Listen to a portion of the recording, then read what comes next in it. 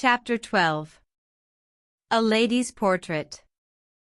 Isabel, as if playing a quiet game with herself, slipped the letter into her pocket, and her smile, gentle, welcoming, betrayed not a trace of agitation. She even marveled at her own composure, as though it had been gifted to her by fate. "I was told you were in the park," said Lord Warburton, entering without hesitation. "The drawing-room was empty, and since I came expressly to see you, I took the liberty of skipping formalities." Isabel rose. She didn't want him to sit beside her, too close, too confidently. "I was just about to go back," she replied. "Wait, I beg you. Everything sounds different in the open air, it breathes freedom.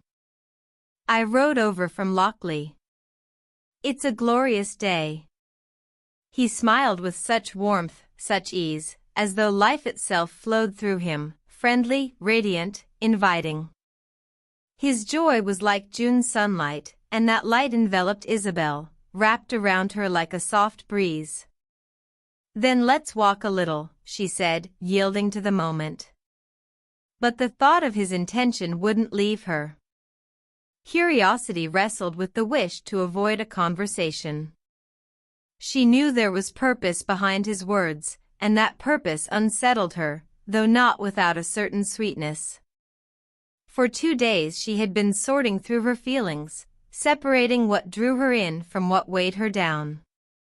Isabel was in no hurry to convince herself that this landed nobleman had been struck by her beauty. His possible proposal didn't resolve her doubts, it multiplied them. He was a person, and that word rang in her ears like a challenge. In her world, there were no persons. There, people were valued for their mind and character, not for titles and estates. Lord Warburton stood before her like a dazzling edifice, demanding a different scale of judgment. He seemed to say, "Step into my orbit." But an inner voice whispered, "Don't yield, you have your own star." And yet another voice, quieter, but insistent, murmured, "You'd make a good choice, trusting him." Still, that choice threatened to burden her with the inertia of a foreign world. Somewhere nearby, already forming in her thoughts, was a young man from America, without an orbit, but with a character. His imprint on her soul was undeniable. The letter in her pocket confirmed it. So she stood there, a sincere girl from Albany, wondering whether to accept a proposal not yet spoken, and believing that her star would guide her to a better choice. There was recklessness in her reasoning, but strangely enough, it was that very recklessness that would become the price of future wisdom. Lord Warburton seemed ready for anything, to walk beside her, to pause, to sit down, in short, to follow Isabel's every movement. He assured her of this with the easy gallantry of a gentleman for whom social obligations are not a burden but a pleasure. Yet beneath this outward ease lay a quiet turmoil. His eyes kept seeking her face, and his smile flared at odd moments, betraying an inner uncertainty. Still, he was resolved. The English, he believed, were the most romantic people in the world, and he intended to prove it by his own example, an act that would surely surprise, and perhaps displease, his friends. After all, the young woman walking beside him hailed from a distant land across the ocean, and he knew little of her family beyond vague impressions. She possessed neither wealth nor the kind of beauty that society permits as an excuse for recklessness. Just 26 hours in her company, and the feeling that had ignited in him refused to fade. He cast off his doubts as one might discard a flower from a buttonhole. Blessed is the man who can follow his own path without flinching at the judgment of others.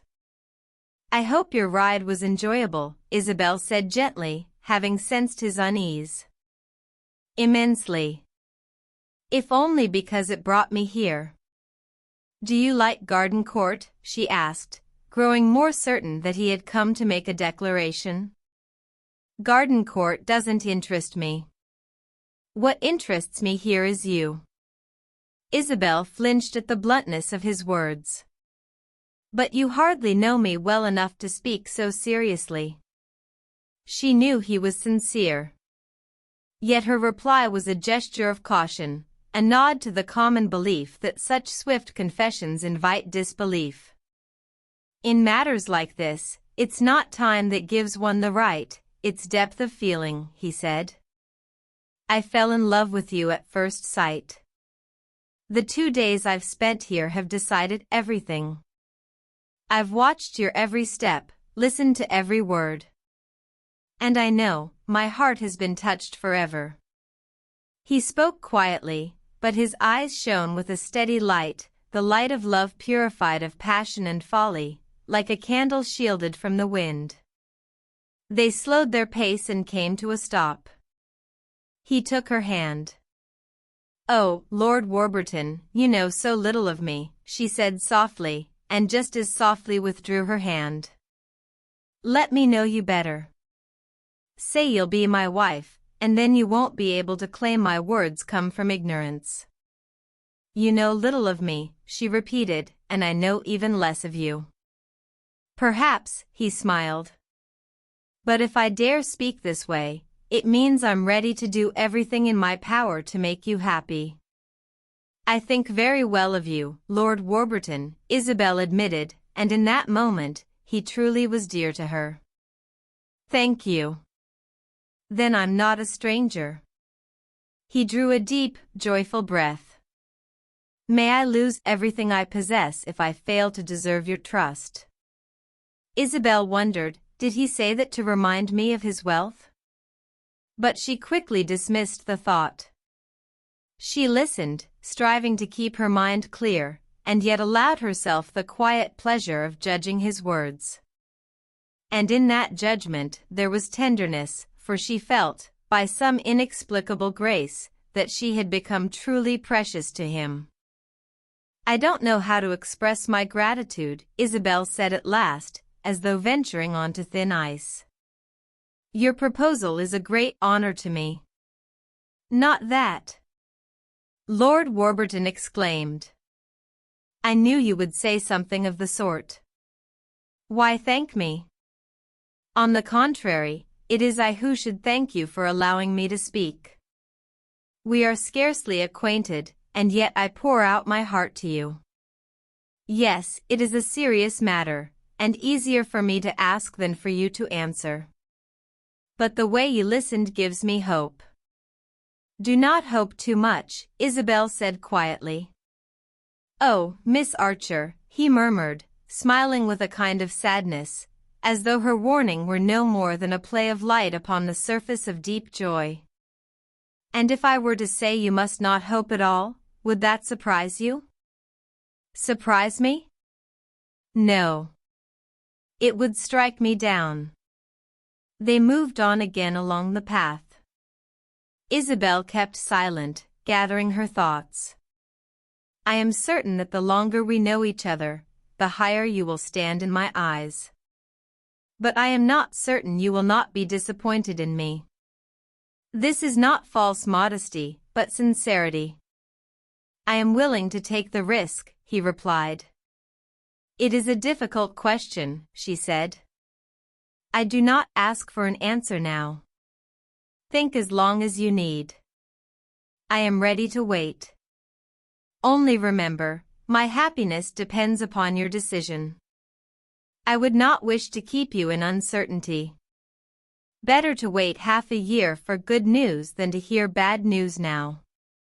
But even in half a year the news may not be good. Why? You yourself said you think well of me. Without doubt, Isabel confirmed. Then what more do you require? It is not a matter of what I seek, but of whether I can give you what you seek. I fear I am not suited to you. Let me be the judge of that.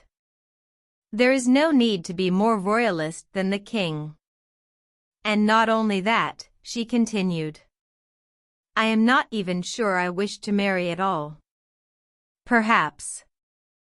Many women at first do not wish it, but later they consent, he said, striving to conceal his agitation. Yes, but they consent because they themselves desire it, Isabel smiled faintly. His face changed, he looked at her in silence. I fear the reason for your hesitation is another, he said. I am English, and your uncle believes you ought to marry in your own country. Isabel was astonished. It had never occurred to her that Mr. Touchett discussed her fate with Lord Warburton. He told you so himself? Yes. Though perhaps he spoke of American women in general. Yet he seems quite content with life in England, she observed. Her words rekindled Warburton's hope. Ah, dear Miss Archer, England is a splendid country. And it will be even better once we renew it a little. Do not renew it, Lord Warburton. I like it as it is. Then why will you not accept my proposal? I fear I cannot explain. Try. I am not slow to understand. Perhaps the climate frightens you? We could live anywhere, in any part of the world. There was such sincerity in his words, like the embrace of strong arms, that Isabel felt as though his breath carried with it the freshness of unseen gardens. She longed to say, "Your love is my best destiny." But she drew back, like a small creature hiding in the shadow of its cage. I hope you will not reproach me if I ask that we speak no more of this today. Of course. I would never wish to trouble you. I must think. I promise to treat your proposal with all seriousness. That is all I ask. My happiness lies in your hands. She listened attentively, but added, I shall be thinking how to tell you that your request cannot be fulfilled, and how to say it without wounding you too deeply. There are no such words, Miss Archer. Your refusal will not kill me, but it will rob life of its meaning. You will marry a woman better than I. Please, no, he said gravely. You are unjust both to yourself and to me. Then a woman worse than I. There may be women better than you, but they do not please me. Everyone has his own taste. His seriousness touched her, and she answered in kind. I shall give you my reply soon. Perhaps in a letter. As you prefer. Time will pass slowly for me, but I shall wait. I shall not keep you in suspense, Isabel said softly, only give me time to gather my thoughts. He sighed heavily, stopped, and looked at her with a long, almost tormented gaze. His hands, clasped behind his back, played nervously with his riding crop, as though it alone bore witness to his agitation. You know, I am beginning to fear your extraordinary nature. These words, like a sudden blow, made Isabel start and flush crimson. She raised her eyes, and in her voice there was a plea for sympathy. I too, my lord. But the strange confession found no echo. All the compassion he possessed was needed for himself. Have mercy, he whispered faintly. I think it best we part now, Isabel said. I shall write to you. Thank you. But whatever you write, I shall come again to see you. He fell silent, his gaze resting on Bunchy, who seemed to understand the gravity of the moment and now sought redemption in a redoubled interest in the roots of an ancient oak. And one more thing, he began again. If Lockleigh does not please you, if the house seems damp or oppressive, you need not go there at all. The house is sound. I had it inspected from cellar to attic. But if it displeases you, forget it. We have other houses. In truth, it is all a trifle. Farewell. Oh, not at all, I am delighted with it. Farewell. He extended his hand, and she allowed him to take hers for a brief instant. That was enough. He removed his hat, bent his head, and touched her fingers with his lips. Then, restraining the turmoil betrayed only by the sharp flicks of his crop, he walked quickly away. He was plainly distressed. Isabel too felt disturbed, though less than she had expected. She felt neither fear nor the weight of responsibility. In truth, there was no choice. She could not marry Lord Warburton, for her ideal, the free pursuit of life's knowledge, did not accord with such a union. All that remained was to write to him and explain that her refusal sprang not from coldness but from fidelity to her own path. And yet she was astonished at how easy it was to renounce such a brilliant future. The proposal opened vast possibilities, and 19 out of 20 women would have accepted it without hesitation. Why then did it hold no power over her? Who was she to set herself above others? What did she expect from fate? What happiness did she seek, if she imagined herself above so exalted a position? She reminded herself of the sin of pride and prayed God to guard her against it. No, she did not reject him out of pride. On the contrary, she felt genuine sympathy for him. But it was precisely that sympathy which prevented her from consenting. She thought too well of him to become a wife inclined to skepticism. Her heart told her there was a flaw in his reasoning, though she could not name it aloud. She had promised to reflect, but when she returned to the bench where he had found her, she sank into thought. Am I truly a cold, self-absorbed block of ice? She asked herself. At last she rose and hurried back to the house, feeling, as she later confessed to a friend, that she was, indeed, afraid of herself. Chapter 13. It was not advice she sought, but the need to unburden her heart that led Isabel to confide in her uncle. She longed to feel simpler, more human, and for that purpose she chose him rather than her aunt or her friend Henrietta. Ralph might also have been her confidant, but to reveal this particular secret to him seemed too difficult. The next morning, after breakfast, she asked for an audience with Mr. Touchett. The old gentleman had the habit of not leaving his room until noon, but his cronies, as he liked to call them, were always welcome to drop in. Isabel could count herself among this select circle, which included his son, his physician, his valet, and even Miss Stackpole. Mrs. Touchett was not on the list, and thus Isabel had one less possible witness to her confession. She entered the sitting room. Her uncle sat by the open window in his ingenious armchair, gazing westward where the park and the Thames lay bathed in morning light.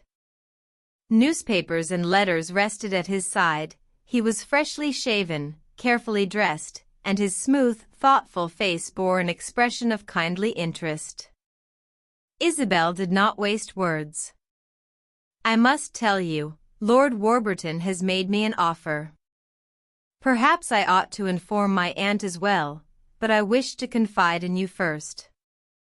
Her uncle showed no surprise. He thanked her for her trust and, after a pause, asked, "And what did you answer him, if it is no secret?" I said neither yes nor no. I asked for time to think, it seemed more courteous. But I shall not marry him.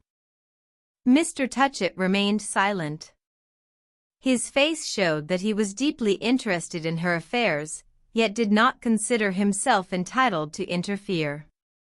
You see, I was not mistaken in predicting your success. American girls are highly valued here. Yes, very highly, Isabel replied. But even if I am accused of poor taste or ingratitude, I shall not marry Lord Warburton. At my age it is hard to see the world through the eyes of a young girl, her uncle continued. I am glad you came not for advice but with the decision already made. And perhaps I should tell you, he spoke slowly, as though giving little weight to the words, "that I have known of this for 3 days." Of Lord Warburton's intentions? Of the seriousness of his intentions, as they say here. He wrote me a charming letter, setting everything out. "Would you like to read it?" he asked gently. "No, thank you. There is no need. But I am glad he wrote to you. It was the proper thing to do, and he always does what is proper." "Yet he pleases you, I can see," Mr. Touchett observed. "Do not deny it." "He pleases me very much," Isabel admitted. "But I do not yet wish to marry." "You think you may meet someone who pleases you more?" "That is quite possible," said her uncle, as though seeking to justify her decision and lend it reason. "It is not a matter of whom I may meet. Lord Warburton pleases me." She spoke with such sudden firmness that another listener might have been startled or even annoyed. But her uncle remained calm. "Lord Warburton is an excellent man," he went on approvingly. "His letter is delightful. It is all about you, save for the few lines about himself." "But he has probably told you as much?" "He would tell me anything I asked," Isabel replied. "But you did not show curiosity?" "It would have been idle curiosity. I had already decided not to marry him." "Then his proposal did not seem sufficiently attractive?" She was silent for a moment. "It was attractive," she admitted at last. "Only I cannot say why." "Fortunately, young ladies are not obliged to explain," said her uncle. "Of course, such an offer has much to recommend it. But I cannot understand why the English should wish to carry us away from our own country. When we try to bring them to us, that is natural, we lack people. But here it is already too crowded. Still, for charming young women, there is always room." "There was room for you as well," Isabel remarked, glancing at the park laid out in English order. Mr. Touchett smiled slyly. "For the one who pays, there is room everywhere. Sometimes I think I paid too dearly. Perhaps you too will have to pay a high price." "Perhaps," she answered softly. Her uncle's words gave her mind more nourishment than her own reflections. His gentle yet penetrating judgment reassured her. The feelings that possessed her were natural and reasonable, born of life itself rather than vanity. She understood that her refusal of Lord Warburton's tempting offer was not prompted by a secret desire to unite herself with Caspar Goodwood. On the contrary, she was unwilling to yield either to the secure embrace of an English peer or to the insistent arms of a young man from Boston.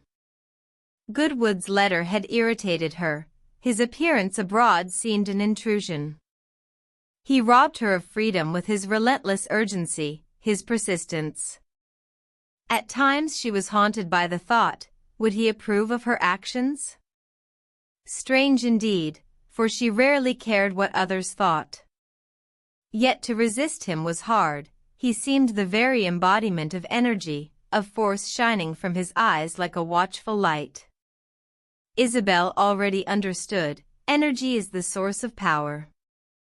And Goodwood possessed it in full. Even in ordinary matters he compelled recognition.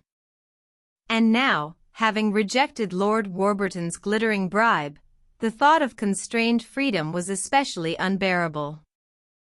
At times she felt that Goodwood was her destiny, the stubborn fact of her life. Even if she managed to escape for a while, sooner or later she would have to accept his terms. She clung to anything that might delay that moment.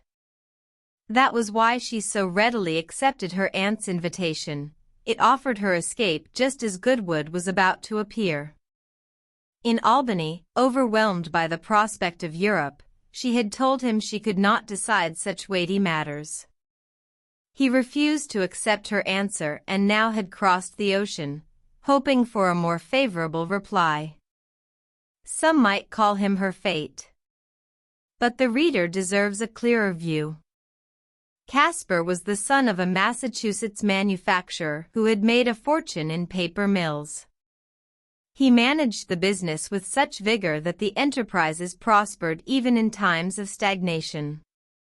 He studied at Harvard, where he distinguished himself less by diligence than by success in gymnastics and rowing. Later he realized that the mind too could set records, could leap, strain, and achieve. Discovering a talent for mechanics, he improved the spinning process, and his invention became widely known.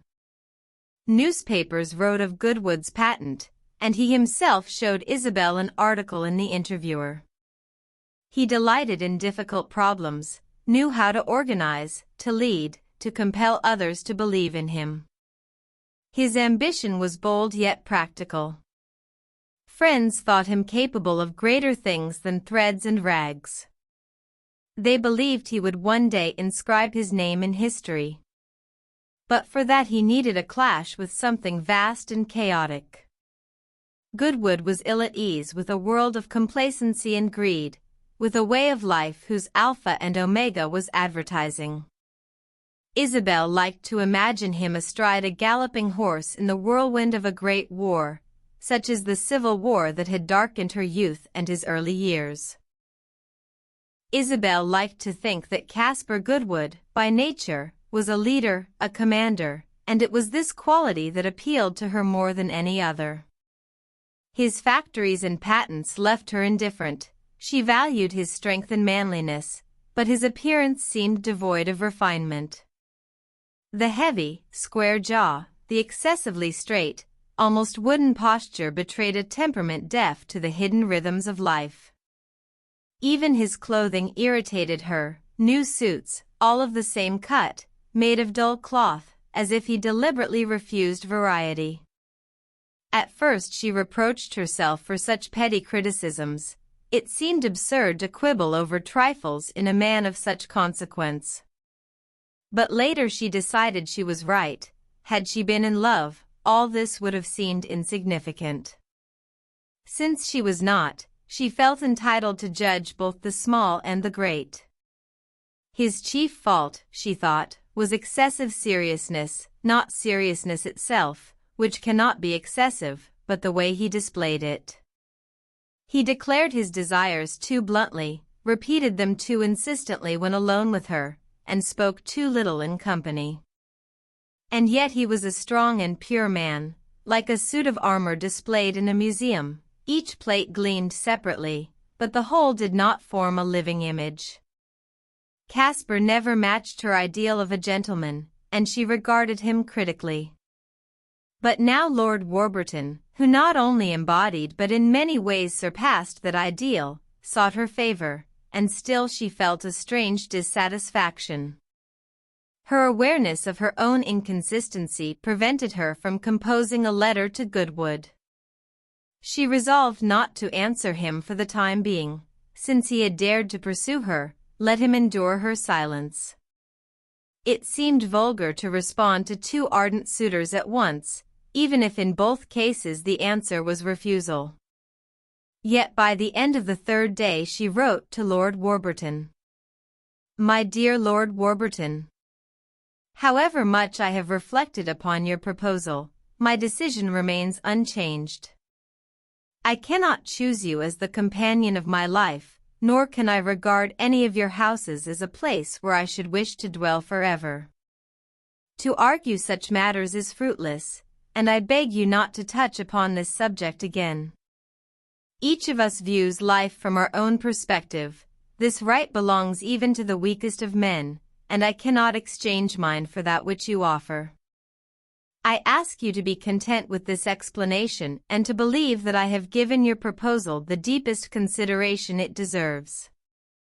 Yours sincerely and faithfully, Isabel. While she hesitated whether to send the letter, Henrietta Stackpole was already in action. She invited Ralph to walk with her in the park and, once he agreed, announced that she wished to ask him a favor. The young man's heart faltered. He knew Henrietta pursued her aims at any cost. Yet, seeing no reason for alarm, he gallantly declared himself ready to assist. "When you look at me like that," he said, "my knees tremble, my tongue sticks to my throat. I quake and pray only that I may have strength to obey your commands. No woman gives them as you do." Now, Henrietta replied good-naturedly. "I know you are trying to unsettle me. Of course, it is easy for you. I was raised with different notions. In America no one would speak to me in such a tone.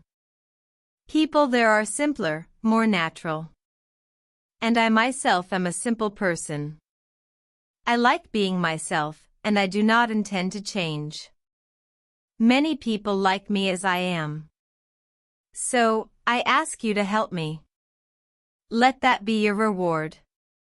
The matter concerns Isabel." "Has she offended you?" Ralph asked. "No. In that case I should forgive her. I fear something else, that she may offend herself." "Your fears are well-founded," he said. Henrietta stopped and fixed him with a look that always disconcerted him. "Perhaps that too would amuse you. You speak of such things with such indifference." "Indifferent to Isabel?" "No. I hope you are not in love with her." "How could I be? I am in love with another."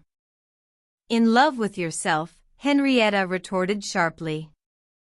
"With another, not with a woman. But if you can be serious for once, here is your chance. If you truly wish your cousin well, prove it by action.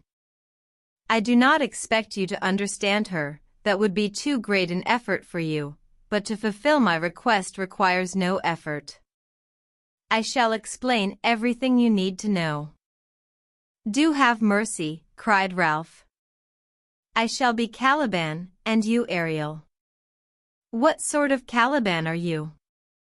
"You are forever philosophizing, while Caliban was simple." "Why these fanciful images?" "I am speaking of Isabel, and Isabel is entirely real.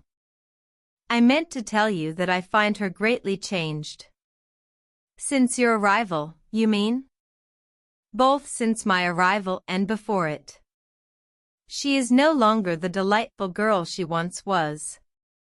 "No longer the girl she was in America?" "Yes, in America. I suppose you know she is from there. Nothing can be done about it, though she tries."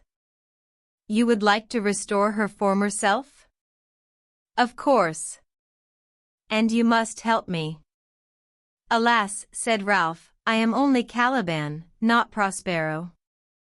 "There is enough of Prospero in you to have made her what she is now. It is you who have influenced Isabel Archer. You have been trying to influence her ever since she arrived here, Mr. Touchett." "I, my dear Miss Stackpole? Pray forgive me. It is Isabel Archer who has influenced me, as she influences everyone. I have been entirely passive." "In that case you are far too passive. It would do you good to wake up and open your eyes. Isabel is changing every day, she is withdrawing, moving farther and farther away. I can see what is happening to her. There is scarcely anything left of the lively American girl she once was. New thoughts, new views, the forgetting of old ideals. Her ideals must be saved, Mr. Touchett, and that is where you must play your part." "I hope not in the role of the ideal itself?" "Certainly not," Henrietta retorted. "I am constantly afraid she may suddenly marry some soulless European, and I want to prevent it." "Ah, I see it," exclaimed Ralph. "You want to prevent that, and you ask me to intervene by marrying her myself?" "Not at all, such a cure would be worse than the disease. for you are yourself the embodiment of those soulless Europeans from whom I wish to save her. No, I want to revive her interest in another person, a young man to whom she once showed favor, but has now decided he is not her match. An excellent man, moreover my closest friend, and I want you to invite him here. Ralph found the request more than strange. He suspected a trap, and was himself to blame if he failed to see that such a petition might be sincere. For when a woman asks that a man she calls her friend be given the chance to seek the favor of another woman, free and beautiful, it is hard not to interpret the act in a dubious light. Yet Ralph managed to resist vulgarity and banality of mind, thanks to intuition and perhaps to the steady brilliance of Henrietta Stackpole's eyes. For a moment he accepted their challenge, meeting her gaze and striving not to squint, as one would before a bright lamp. What is the name of this gentleman? Mr. Caspar Goodwood, of Boston. He has always been devoted to Isabel, attentive to her with all his soul. He followed her here and is now in London. I do not know his address, but it can be found. I have never heard of this gentleman, said Ralph. And have you heard of everyone? Likely he has never heard of you either, but that is no reason why he should not marry Isabel. You have a passion for marrying people, Ralph smiled. Only the other day you advised me to marry. I have abandoned that idea. You do not take such advice well. Unlike Caspar Goodwood, he accepts it as he should, and that pleases me. He is a splendid man and a true gentleman. Isabel knows it. She likes him very much? If not, then she must. He is utterly infatuated with her. And you wish me to invite him here, Ralph said thoughtfully. You would show true hospitality. Caspar Goodwood, Ralph continued. A remarkable name. It is not the name that matters. If he were called Ezekiel Jenkins, I should speak of him in the same way. He is the only man I know whom I consider worthy of Isabel. You are an extraordinarily devoted friend, said Ralph. Indeed. And if you said that to wound me, know that your opinion is of no consequence to me. I had no intention of wounding you. I am simply astonished. And more sardonic than ever. I advise you not to mock Mr. Goodwood. I assure you, I am perfectly serious, said Ralph. Henrietta understood. Yes, apparently far too serious. You are hard to please. You are indeed very serious. You have decided not to invite Mr. Goodwood. He is probably considering his reply very carefully, said Henrietta. There is not a trace of impulsiveness in his nature, he never acts without thought. But I am not accustomed to having my letters left unanswered for too long. At once she began persuading Isabel that they must go to London. To be frank, she continued, I hardly see anyone or anything here, and you, as far as I can judge, do not either. I have not even met that aristocrat. What is his name? Ah yes, Lord Warburton. He does not seem to trouble you much with his attentions. Lord Warburton, as I happen to learn, will be here tomorrow, Isabel replied, having received a letter from the owner of Lochley. You will have every opportunity to put him to the test. Excellent. That will give me at least one subject for correspondence, and I must write 50 letters. I have already described the local landscapes and poured out a whole barrel of enthusiasm over the old ladies and donkeys.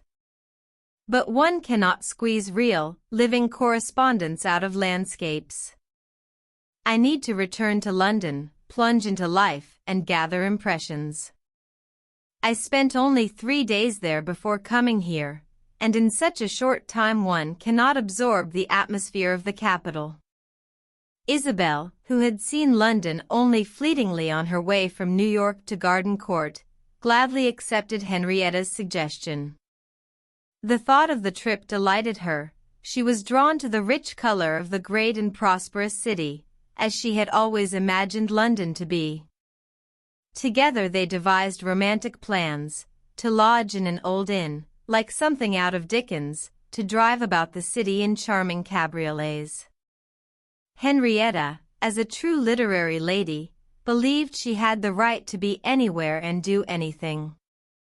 They would dine together in a small restaurant, go to the theaters, diligently visit the Abbey and the British Museum, and be sure to find the houses where Johnson, Goldsmith, and Addison had lived.